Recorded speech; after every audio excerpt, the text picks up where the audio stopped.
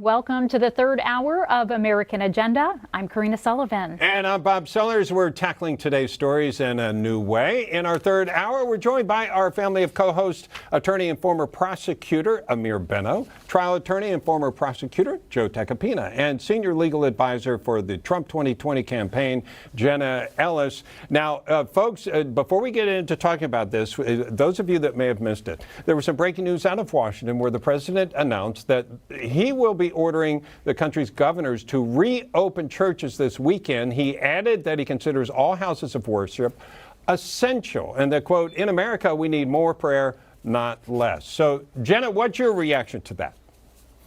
I think this is fantastic. And for President Trump to take this step is in line with the Constitution, the U.S. Constitution, which is ultimately the supreme law of the land. And so governors in every state don't have the constitutional authority to declare the difference between essential versus non-essential and to declare that houses of worship are non-essential anyway. And so we've seen that the Department of Justice has intervened in certain religious liberty cases already. And so for President Trump to direct the CDC to issue new guidelines is fully in keeping with the Constitution. And I think this is a wonderful recognition of our first freedoms that are protected and enumerated in the First Amendment, freedom of speech, association, and free exercise of religion, which is, of course, our ability to speak together about truth and the things of God. Yeah, do we need an order, Amir? I'm just kind of curious why you need an order. I understand politically why this looks good.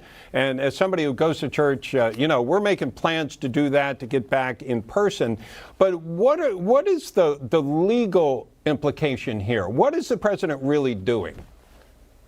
I think he was saying that he was going to strongly recommend to the governors and perhaps some federal money withholding, as he's already demonstrated in Michigan. Maybe that will sort of jostle things on the state end to open up those houses of worship. But I don't think that he has the legal power to, in fact, compel a governor to order to open up a particular house of worship. I was wondering about that. And let's get Joe to weigh in on this also. How do you read this? Again, politically, it makes a lot of sense, gets a lot of support, looks good. Legally, how do you read this? You just hit the nail on the head, Bob. I mean, politically, it gets a lot of support. Unfortunately, again, I don't think this is a time or a situation, the pandemic, to be making political decisions. Unfortunately, that's the life we live in, and that's what's happening. And I'm not opposed to this reopening of houses of worship as an essential place. But fact of the matter is, legally, I do not think the president of the United States can impose upon, the separation of powers, obviously. I don't think he could impose law on the individual states on how they're going to conduct themselves when it comes to this issue of safety and the well-being of the community. Now, this is close. But I just want to push back on this really quick, though. I do think, if you read Article 2, Section 1, that says that all executive authority is vested in the President of the United States. He does have a law enforcement, the Department of Justice. He does have the CDC recommendations. He does have federal dollars. He does have all of these tools. And this isn't a political statement that President Trump started with. This started with certain state governors that were making their own political statements by declaring churches non-essential to begin with. And the question here should be, by what power do the state governors have to declare churches non-essential in the first place? I wrote an article back in April for the Federalist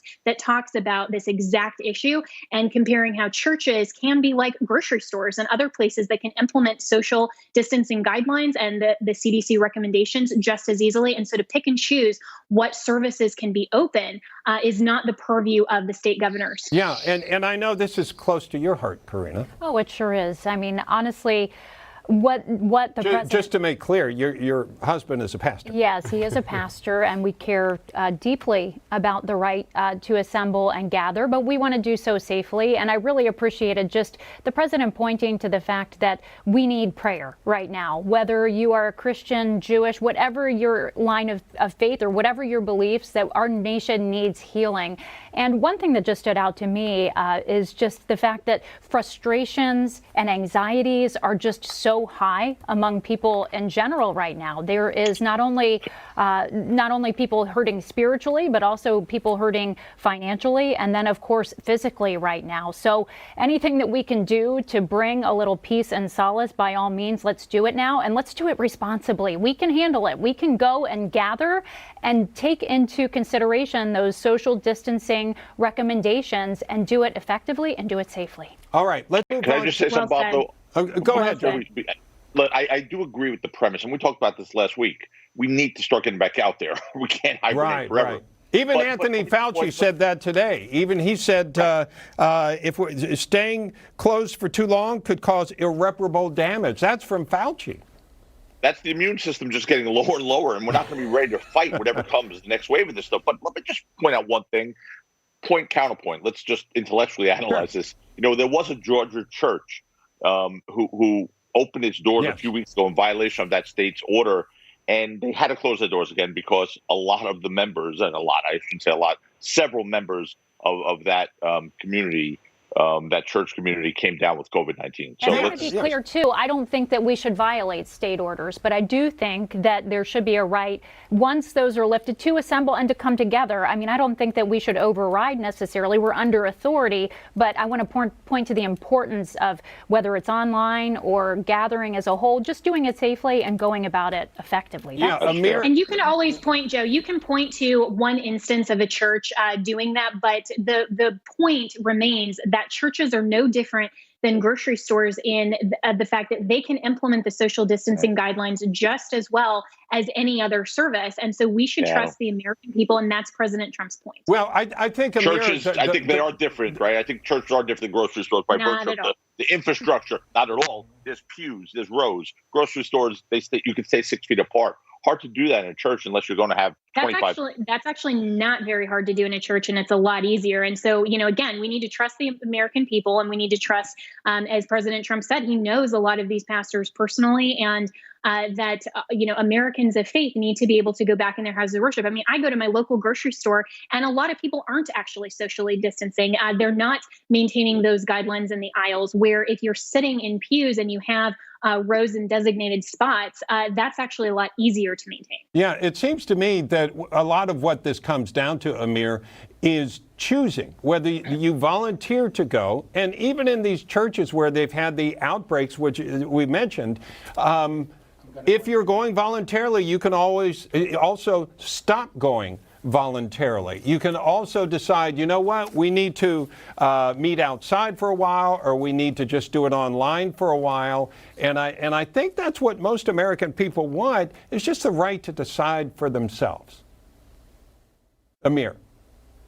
More than that, I mean, just because there's a state order in place doesn't mean that doesn't run afoul of the Constitution. The Constitution talks about a free exercise clause. There's that clause that allows people to freely exercise their religion, and these orders are preventing people from doing that. And so I totally agree that people can distance themselves, I think, within the pews, within the sanctuaries of their houses of worship. That's not something that's difficult to do. And at this point, Karina is spot on when she said, people need it now more than ever. There is a very high incidence of depression, alcoholism, and people are looking for their faith. And we should be encouraging them. And President Trump raised a good point, saying, why is it that abortion clinics are deemed essential but not houses of worship, and that we need more prayer in this country, not less? And I would agree with that. Yes, and Amir, too, I think so many people are just craving community right now. One's a medical clinic, and one's a house of worship. Distinction. Pretty easy distinction there. Well, I'm not disagreeing. The distinction in the Constitution is that churches you can worship in your home. And free exercise of religion is protected, and those specific medical interventions to cause the death of a child actually aren't. Let me ask Joe this question. That's not a political statement. That was not a political. That's a constitutional statement. That was legal. Okay, Joe, let me ask you this question. Is there any difference in the legal implications, given that you could consider this an emergency situation as far as the pandemic is concerned? Yes and yes, Bob. And that's what I was saying before, and as I said last week, this is a case of first impression. You can't just say there's a right to assemble. We have a right to choose our religion, right to assemble, and yeah, house of worship, all that stuff in the normal day and age is correct. But we are not in a normal day and age. We're in a case of first impression in all of our lives, in which you have the well-being of the community at stake here. You know, when you go to a church, you have the right to choose. Yes, you have the right to choose. But if you have something or you're carrying the virus and you infect someone else because this, assembly was allowed, well, you have the right to choose, but they didn't have the right to choose when they got sick because of you. So, it's just a little. I'm not saying that anyone here is wrong, and I think we have to get back out there. But I think this is a very slippery slope, and we have to be careful because this is a legal case of first impression in so many different ways. Yeah, no, I think it's an interesting conversation because there are obviously legal implications. There are emotional and spiritual implications of all of this, right, Karina? Yes, absolutely. I mean, but one would argue if you can go to Home Depot and you can get a rake, why can't you go to church and worship? Well, in Michigan, I don't know if you can get a rake. So. I don't know. I'm just Absolutely. saying. And the whole point is that why can these, where does the state government get the power to say that for you and your service, and especially to churches, we are going to say that you can't implement the social distancing guidelines just like the grocery store or the Home Depot down the street? That's what the issue here is. It's not that, houses of worship are going to be exempt from following the CDC recommendations. Okay. That's not the issue. That's not the issue here. We didn't know that this conversation on this would actually last this long, so I found it fascinating. Thank you so much. We're going to talk more with our group when we come back.